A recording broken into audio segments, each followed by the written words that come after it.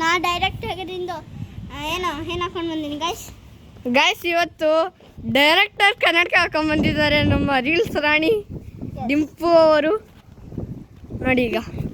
ಈಗ same to same director ಥರನೇ ಇದ್ದಾರೆ. ಗೈಸ್ ನನಗೆ ಹೆದರಿಕೆ ಆಗ್ತೈತೆ ಗೈಸ್ ಇದು ಹಾಕೊಂಡು ಮೇಲ್ ಬಂದು ಗೈಸ್ ನೋಡಿ ಅಲ್ಲಿ ಮುಂದಿನ ವ್ಯೂ ಹೆಂಗಿದೆ, ಚೆನ್ನಾಗಿದೆ ಅಲ್ಲ ಗೈಸ್? ಸೂಪರ್ ಆಗಿರ್ತದೆ. ಅದು ಸೈಡ್ ತೊಗೊಂಡಿದ್ದಾರಲ್ಲ ಅದೆಲ್ಲ ಸೂಪರ್ ಆಗಿರುತ್ತೆ. ಗೈಸ್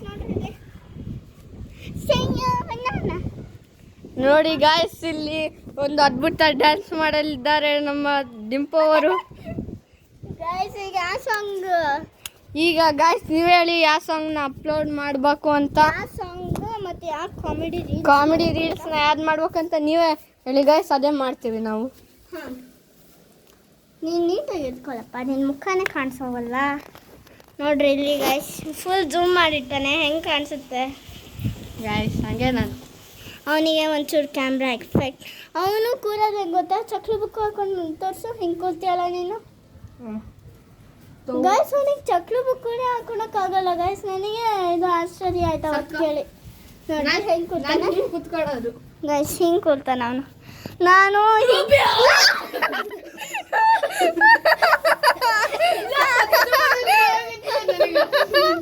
ಇವನು ನಮ್ಮ ಡೈರೆಕ್ಟರು, ಇವನೆಲ್ಲ ಹೇಳ್ಕೊಡ್ತಾನೆ ನಮಗೆ ಏನು ಮಾಡೋದು ಅಂತ. ಏನು ಮಾಡಲ್ಲ, ಇವನು ಕ್ಯಾಮ್ರಾಮ್ಯಾನ್ ನಮ್ಮದು ಕ್ಯೂಟ್ ಇದ್ದಾನಲ್ಲ. ಗೈಸ್ ನನಗೆ ಹೆದರಿಕೆ ಆಯಿತು.